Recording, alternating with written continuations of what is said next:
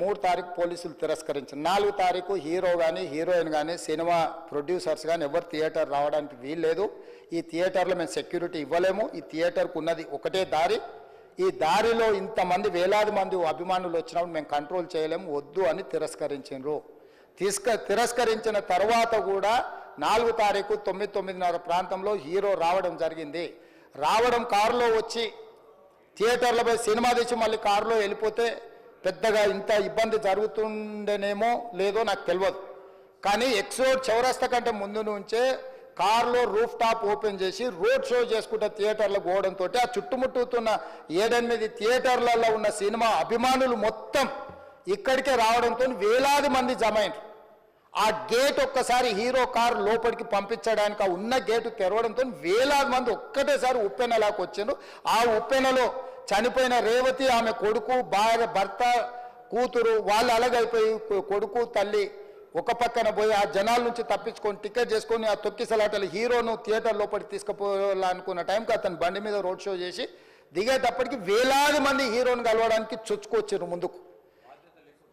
అసలు అంటే ఈ రకమైన వాతావరణంలో అతన్ని లోపలికి తీసుకువెళ్ళాల్సిన సందర్భంలో అతను ప్రైవేట్ సెక్యూరిటీ ఇవాళ రేపు మనం ఫంక్షన్లలో బౌన్సర్లు అని మనం చూస్తూ ఉన్నాం. 50-60 మంది సరిగ్గా లెక్క తెలియదు, 50-60 అని అంటున్నారు, నెంబర్ 4 ఎక్కువ తక్కువ. ఆ బౌన్సర్లు అందరు మీదికి వచ్చే అందరు అభిమానులను విపరీతంగా అడ్డంగా ఎట్లా పడితే అట్లా తోయడంతో అటు నుంచి అభిమానులు హీరోని చూడాలి, కలవాలని ఒకవైపు నుంచి వాళ్ళని హీరో దగ్గరికే రానియొద్దని ఆయన ప్రైవేట్ సెక్యూరిటీ వెనక్కి నెట్టడం వల్ల ఈ తొక్కిసలాటలో హీరో థియేటర్కి వెళ్ళి లోపలికి వెళ్ళి చూసినాక పోలీసులు ఈ మొత్తం క్రౌడ్ని ఈ మొత్తం అక్కడ ఉన్న జమైన జనాలను అందరిని కూడా తీస్తే ఒక తల్లి కొడుకు అక్కడ శవాలుగా పడి ఉన్నారు. ఆ తల్లి అంత తొక్కిసలాటలు కూడా నేను ఆ వీడియో చూసిన ఆ తల్లి లోపలికి వచ్చినప్పుడు కొడుకు చేయి పట్టుకొని ఎంత జాగ్రత్తగా కొడుకుని తీసుకొని వస్తుందో తల్లి ప్రేమ ఎట్లుంటుందో అక్కడ నాకు చూసి నాకు అర్థమైంది. ఆ శవాలుగా మారిన తల్లి కొడుకు చెయ్యి ఇడవలే అధ్యక్ష, అట్లే చెయ్యి బిగ్గర పట్టుకొని పోలీసు వెళ్ళి చూస్తే ఆ తల్లి ఆ పిల్లగాడు ఆ తల్లి ఆ చెయ్యి వదలకుంటే కన్నబిడ్డను పట్టుకుని తల్లి చచ్చిపోయింది అధ్యక్ష. అట్లాంటి సిచ్యువేషన్లో పోలీసులు తల్లిని కొడుకుని హాస్పిటల్కి అక్కడ ఫస్ట్ ఎయిడ్ ట్రీట్మెంట్ చేసిండ్రు. పోలీసులు ఏం డాక్టర్లు కాదు, హుటిన తరలించిండ్రు. హాస్పిటల్కి వెళ్ళిన తర్వాత తల్లి చచ్చిపోయింది, పిల్లోడు కోమాలుండు. ఆల్మోస్ట్ పోలీసులు పిల్లవాడు కూడా చచ్చిపోయింది అనుకున్నారు. బ్రెయిన్ డెడ్ అయింది, ఆక్సిజన్ అందక ఆ అబ్బాయికి. సో ఆ సిచ్యువేషన్లో వెనక్కి పోలీసులు వచ్చి హీరో గారికి విషయాన్ని తెలియజేసి హీరో గారు వెళ్ళిపోతే హీరో ఎందుకు వెళ్ళిపోవాలనుకుంటారు పోలీసులు అంటే ఇంకా వేలాది మంది అభిమానులు అక్కడనే ఉన్నారు. హీరో గారు థియేటర్లో కూర్చొని ఉండడం వల్ల సినీ ప్రముఖులు ఉండడం వల్ల ఈ బయట జమైన వేలాది మంది అభిమానులు అక్కడి నుంచి పోకుండా అక్కడనే ఉండడం వల్ల థియేటర్ లోపల కూడా బాల్కనీలో టాప్ బాల్కనీలో హీరో కూర్చుంటే కింది నుంచి పై వరకు వెనక్కి తొక్కుట పైకెక్కి హీరో చేతులు కలపాలని కోతులు ఎగబడ్డట్టు కోట మీదకి కోతులు ఎగబడ్డట్టు ఉల్టా పైకి తొక్కిసలాట జరిగింది అధ్యక్ష. థియేటర్ వాళ్ళు పోలీసులను హీరో దగ్గరికి వెళ్ళి చెప్పడానికి కూడా అనుమతి ఇవ్వకుండా థియేటర్ వాళ్ళు పోలీసులను బ్లాక్ చేశారు అధ్యక్ష. ఎప్పుడైతే హాస్పిటల్లో తల్లి చచ్చిపోయిన పిల్లగాడు కూడా ఆల్మోస్ట్ చావు నోట్లో ఉన్నాడు అని తెలిసి పోలీసులు వచ్చి ఏసీపీ వెళ్ళి చెప్పడానికి పోతే థియేటర్ సిబ్బంది లేదు హీరో దగ్గరికి వెళ్ళడానికే వీళ్ళేదని చాలాసేపు పోలీసులను కూడా హీరో దగ్గరికి పోనీయలేదు అధ్యక్ష వాళ్ళ ప్రైవేట్ వీళ్ళు. చివరికి ఏసీపీ కోపం వచ్చేసి మిమ్మల్ని అందరిని తీసి లోపల వేయాల్సి వస్తుందని చెప్పిపోయి హీరోకు ఏసీపీ క్లియర్గా ఇద్దరు చనిపోయినరు, మీరు ఇక్కడ కూర్చుంటే థియేటర్లోనగా థియేటర్ బయట ఉన్న వేలాది మంది ఈ సినీ అభిమానులను మేము కంట్రోల్ చేయలేకపోతున్నాం, ల్యాండ్ ఆర్డరు శాంతి భద్రతలు చేయి దాటిపోయినాయి, మేము లాఠీ చార్జ్ చేయాల్సిన పరిస్థితి ఉంది, మీరు దయచేసి వెళ్ళిపోండి, వచ్చిండ్రు చూసిండ్రు కదా వెళ్ళిపోండి అంటే లేదు నేను సినిమా అయిపోయే వరకు ఇట్లే కూర్చుంటానని పోలీసులతో చెప్పిండని సిటీ కమిషనర్ నాకు చెప్పడం జరిగింది అధ్యక్ష.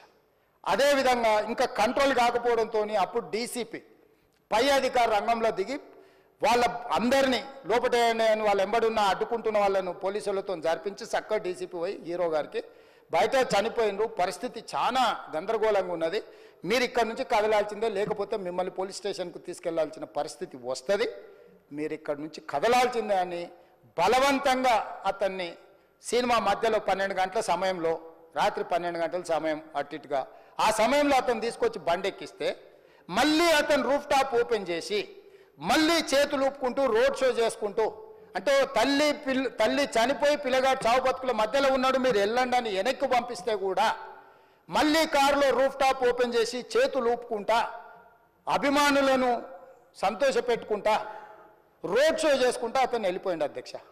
పోలీసులు కేసు చేసిరు. కేసు మీద థియేటర్కి సంబంధించిన కొంతమందిని అరెస్టు చేసిరు. అరెస్టు చేసి 10-11 రోజుల తర్వాత పోలీసు హీరో గారింటికి వెళ్ళిండ్రు. మీరు కూడా కేసులో A11 మీ మీద కేసు ఉందని చెప్పడానికి పోలీసులతో దురుసుగా ప్రవర్తించిండు. మీరు ఆ వీడియోలన్నీ కూడా చూసిండ్రు. ఆ పరిస్థితిలో చట్టాన్ని అమలు చేసే పోలీసులు ఆల్రెడీ ప్రాణాలు పోయినాయి. ఒక నిరుపేద తల్లి చనిపోయింది, కొడుకు చావు బతుకుల మధ్యలో ఉన్నాడు. ఆ రోజు కోర్టుల కేసులు కూడా వస్తున్నాయి. కోర్టుకు కూడా మీరు విచారణలు ఏం చేసిండ్రని కోర్టుకు కూడా పోలీసులు జవాబు చెప్పాల్సిన పరిస్థితి ఉండే అధ్యక్ష. దాంతో మాట్లాడితే వాళ్ళు చాలా బాధ్యతారహితంగా సమాధానాలు ఇచ్చారని మా పోలీస్ సిబ్బంది చెప్తాను. దాంతోనే అతన్ని పోలీస్ స్టేషన్ తీసుకెళ్ళారు అధ్యక్ష. ఇక్కడి వరకు ఒక హీరో, ఒక థియేటర్లో జరిగిన సంఘటనలు, వీటన్నిటి నేపథ్యంలో పోలీసులు వాళ్ళ విధి నిర్వహణ నిర్వహించారు అధ్యక్ష. సినిమా వాళ్ళు ఒక్కరోజు అతను పొయ్యి వస్తే సినీ ప్రముఖులందరూ అతని ఇంటికి వెళ్ళి అతనికి మొత్తం ఏదో కాళ్ళు చేతులు యాక్సిడెంట్లో పోయినట్టు కన్నీళ్లు గారుస్తారు. ఈ సినీ ప్రముఖులు ఒక్కరైనా హాస్పిటల్ పోయినరా అధ్యక్ష? నేను సూటిగా తమ ద్వారా సినీ ప్రముఖులను నేను అడుగుతున్నా అధ్యక్ష. తల్లి చనిపోయి 9 సంవత్సరాల పిల్లగాడు బ్రెయిన్ డెడ్ అయ్యి ఆక్సిజన్ అందక 20 రోజుల నుంచి హాస్పిటల్లో కోమాలో ఉంటే ఈ సినీ ప్రముఖులు ఒక్క రోజు కోసం పోలీస్ స్టేషన్ పోయిన ఇంటికాడ క్యూ కట్టి ప్రభుత్వాన్ని తిడుతున్నారు, నన్ను తిడుతున్నారు, అతన్ని పరామర్శిస్తున్నారు. ఏమైంది అధ్యక్ష? అతను కాలు పోయిందా, కన్ను పోయిందా, చేయి పోయిందా, ఏమైనా కిడ్నీలు దెబ్బతిన్నా, ఏమైంది? అతన్ని ఇంతమంది సినీ ప్రముఖులు పరామర్శించారు, కలిసిండ్రు, అభినందించారు. కానీ ఆ పిల్లగాన్ని కనీసమన్నా పరామర్శించడానికి సినీ ప్రముఖులు ముందుకు రాలేదంటే సినిమా ఇండస్ట్రీ ఇవాళ ఈ ప్రెస్ మీట్ పెట్టడానికి మెయిన్ రీజన్ అంటే, ప్లీజ్ నేను ఎవరిని బ్లేమ్ చేయట్లేదు. Please understand, there is a lot of misinformation, there is a lot of false allegation, wrong అంటే మిస్కమ్యూనికేషన్ వల్ల కూడా చాలాసార్లు జరుగుద్ది. So I just want to tell, I don't want to blame any department or any particular political leader or the government. In fact, government, we are very, very happy because, you know, Maktiya to special prices ichcharani, we are actually very happy with them. So, ఇది ఏ individual ki సంబంధించిన విషయం కాదు. I just want to address everybody that there's a lot of misinformation. నేను ఇలా behave చేశాను, నేను అలా అన్నాను, నేను ఇలా చేశాను అనేది wrong allegations పడేసరికి జరిగిందంతా మాత్రం చాలా, there's a lot of wrong information going on. There's a lot of misinformation, lot of false allegation, especially నా క్యారెక్టర్ అసాసినేషన్ చేసేసరికి, సార్ నేను సినిమా చేసి సినిమా చాలా పెద్ద సక్సెస్ అయ్యి ఉంది, ఆ సక్సెస్ అంతా పక్కన పడేసి మొత్తం యూనో గత 15 రోజులుగా నేను ఇక్కడే కూర్చుని అన్ని ఫంక్షన్స్, అన్ని ప్రోగ్రామ్స్, అన్ని సెలబ్రేషన్స్ అన్ని మాక్సిమం క్యాన్సిల్ చేసేసుకుని, పబ్లిక్ ఫంక్షన్స్ అన్ని పెడదాం అన్ని క్యాన్సిల్ చేసుకుని ఒక్కనే ఇక్కడ కూర్చుని, అరే ఇలాంటి టైం ఎలా ఉండేది, నేను ఎలా ఉండాల్సిన టైం ఇలా అయిపోయింది ఏంటి, నేను ఒక్కనే కూర్చుని 15 రోజులు ఇంట్లో ఎక్కడికి వెళ్ళబోతున్నాను, ఆఫీస్కి వెళ్ళబోతున్నాను, నేను సొంతగా సినిమా తీసా. ఒక సినిమా తీసిన సినిమా 3 ఏళ్ళు కష్టపడి తీసిన సినిమా థియేటర్లో ఎలా ఉందో కూడా నేను చూడలేదు ఇప్పటి వరకు. నేను నా సినిమా థియేటర్లో ఎలా చూడలేదు నేను. And that's my biggest education. నేను రాబోయే సినిమాలు నేను ఎలా తీయాలి, ఇట్స్ మై లెర్నింగ్ కర్వ్. నాకు చాలా ఇంపార్టెంట్ నేను థియేటర్లో చూడటం, నేను నేర్చుకుంటా సినిమాని. నేను మీకు నెక్స్ట్ ఇవ్వాలంటే సినిమా నేను అలాంటి, నేనేం చెప్తున్నానంటే ఇలాంటి టైంలో కూడా నేను ఒక్కనే ఇంట్లో 15 రోజులు కూర్చుని అరే ఇట్స్ ఓకే అయ్యేది అయింది, ఇట్స్ ఓకే మన తప్పేం లేదు అంటే డైరెక్ట్ ఇన్వాల్వ్మెంట్ లేదు. నా ప్రెమిసెస్ లో అయింది కాబట్టి I am extremely apologetic for what has happened. అలాంటిది ఇలా 15 రోజులు కూర్చున్న తర్వాత మీరు ఇలా అన్నారంట, మీరు అలా అన్నారంట, కాళ్ళు చేతి విరిగిపోతే పర్లేదు అన్నారంట అంటే డెఫినెట్లీ చాలా బాధ వేస్తుంది. అందులో ఏంటి ఒక నేషనల్ మీడియా ముందు ఇలా మాట్లాడతాం అనేది నా క్యారెక్టర్ అసాసినేట్ చేసినట్టు కదా దేశం ముందు. అరే నేను కష్టపడిందే ఈ 3 ఏళ్ళు తెలుగు వాళ్ళకి. నా ఆడియో ఫంక్షన్ చూడండి నేనేమన్నాను, నా సినిమా చూడండి అది అన్నాను, నేనేమన్నాను, అరే మన తెలుగు వాళ్ళు పరువు తీసి ఎక్కడో నిలబెడదామని ఒక అటెంప్ట్ చేశాను. అలాంటిది నేను అంత ప్యూర్ ఇంటెన్షన్తో చేస్తే నేను ఇలా చేశాను అలా చేశాను, నా మీద ఫాల్స్ ఎలిగేషన్ నాకు ఎంత బాధ వేస్తుంది. This is personally I mean to nobody, I respect everybody. నేను అసలు ఇది ఏం పర్సనల్ అటాక్ కాదు, ఏమీ కాదు. నేను జస్ట్ నా గురించి ఫామ్ అవుతున్న ఇన్ఫర్మేషన్ పీపుల్కి చెప్దామని, బట్ ఇలా జరుగుతుంది ఇది నిజం కాదు దయచేసి అర్థం చేసుకోండి చెప్పడానికి. అండ్ ఒక సిరీస్ ఆఫ్ ఈవెంట్స్ లా చెప్తాను జరిగిన విషయం. ఏమంటే జరిగిన విషయం చాలా అన్ఫార్చునేట్. నేను గత 3 ఏళ్ళుగా ఈ సినిమా చూసే థియేటర్లో చూస్తేనే నాకు తెలుస్తుంది. అంటే నేను ఇన్ని కోట్లు పెట్టి అమ్మేం కదా సినిమా, నాకు రెస్పాన్సిబిలిటీ ఉంటుంది. సినిమా ఎలా ఉంటుంది థియేటర్లో చూస్తే నా 3 years ఎఫర్ట్, అది జస్ట్ ఒక షో కాదు. నాకు ఎమోషనల్గా 3 years ఎఫర్ట్. అసలు ఏమవుతుంది నాకు you know it's like make or break moment for me. So అలాంటి ఇంపార్టెంట్ పాయింట్లో నేను వెళ్తూ నేను అదే ఆలోచించాను తప్ప నేనేమి ఇర్రెస్పాన్సిబుల్గా గత 20-30 ఏళ్ళుగా నేను అదే థియేటర్కి వెళ్తున్నాను. ఓల్డ్ సినిమాలకి వెళ్ళాను నేను అదే థియేటర్కి. నా సినిమాలు కాకుండా బయట సినిమాలకి వెళ్ళా. ఎప్పుడు ఇలాంటి యాక్సిడెంట్ అవ్వలేదు. అండ్ నేనేదో ఇర్రెస్పాన్సిబుల్గా థియేటర్కి వెళ్ళిపోయాను, పర్మిషన్ లేకుండా వెళ్ళిపోయాను అనేది అబ్సల్యూట్లీ ఫాల్స్ ఇన్ఫర్మేషన్. అలాంటిది ఏమీ లేదు.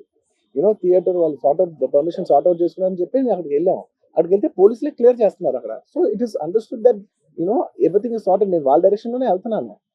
అండ్ ఏంటి ఒకవేళ నిజంగా పర్మిషన్ లేకపోయి ఉంటే చాలాసార్లు వాళ్ళు వచ్చి చెప్తారు, సార్ మీ పర్మిషన్ లేదంటే మేము రెండట్లు వెళ్ళిపోతాం. వాళ్ళే క్లియర్ చేసి ముందుకు రమ్మంటూ ఉంటే పర్మిషన్ ఉందనుకునే కదా మేము ముందుకు వెళ్తూ ఉంటాం in that flow of things. So నేను ఆ మైండ్ స్పేస్లోనే ఉన్నాను. అండ్ నేను చెప్పాల్సింది ఏంటంటే, అసలు ఇక్కడ this a false allegation that there is a road show, ఏంటిది ప్రొసెషన్. అసలు ప్రొసెషన్ కాదు, రోడ్ షో కాదు, ఏమీ కాదు. జస్ట్ థియేటర్ ఇక్కడ ఉన్నాను, అక్కడ theatre just couple of metres away, couple of yards away from the theatre. అది అసలు రోడ్ షో కాదు, ఏమి కాదు. కార్ అలా వెళ్తూ ఆగిపోయింది. ఒక పాయింట్ తర్వాత ఎంత జనం కూడిపోతారంటే అండి, మీరు కనపడితే కానీ జనం వెళ్ళరు. బౌన్సర్లు కానీ ఎవరన్నా పోలీస్ కానీ అందరూ అడుగుతారు, సార్ మీరు ఒక్కసారి వేవ్ చేసాను సార్ వాళ్ళు వెళ్ళిపోతారంటే మేము మామూలుగా ఎప్పుడు బయటకు వచ్చి అందరికి వేవ్ చేస్తాం. అది నేనే కాదు, ఎనీ లీడర్, ఎనీ సెలబ్రిటీ ఎవరైనా అడగండి, మనం వేవ్ చేస్తేనే వాళ్ళందరూ జరుగుతారు. ఓకే ఓకే చూసాం, సాటిస్ఫాక్షన్ ఉంటుంది, అప్పుడు దే స్టార్ట్ మూవింగ్ అవే. ఆ దీని మీద చేశా. And is also respect. ఇంత వేల మంది చూస్తానికి వచ్చినప్పుడు నేను నా కార్ లోపల, టెంటెడ్ కార్ లోపల దాక్కుని కూర్చుని ఉన్నా. బట్ అంతమంది అంతమంది వచ్చినప్పుడు వాళ్ళకి ఏం కావాలి? హీరోది ఒక గ్లిమ్స్ కావాలి అంతే. అది కూడా ఇవ్వకపోతే నేను ఎంత ఆరోగ్యం కింద ఉంటుంది. ఇంతమంది ప్రేమ చూపిస్తే నేను కాలు కూర్చున్నారులే అనుకుంటాను నేను. అరే నేను బయటకు వచ్చి ఒక్కసారి వాళ్ళందరికీ థ్యాంక్ యూ ప్లీజ్ పదండి ఇలా అంటుంటాను. మీరు చూడండి, నా జస్టిస్ అని చూడండి. ఇలాంటే ఇలా పదండి నేను చెప్తేనే వాళ్ళు వెళ్తారు. అది పోలీసులు కానీ, అది బౌన్సర్లు అందరూ, మేనేజ్మెంట్ అందరూ అడుగుతారు, సరే మీరు చెప్తేనే వింటారు, ఒక్కసారి మీరు చెప్పండి అంటే మేము వచ్చి బయటకు వచ్చి ఇలా వేవ్ చేసి ఇలా అంటే వాళ్ళందరూ జరుగుతుంటారు. That is how we went into the theatre. And థియేటర్కి వెళ్ళిన తర్వాత what I wanted to say is that there's a misinterpretation అనుకోండి, misinformation అనుకోండి, false information అనుకోండి, ఏమనుకోండి.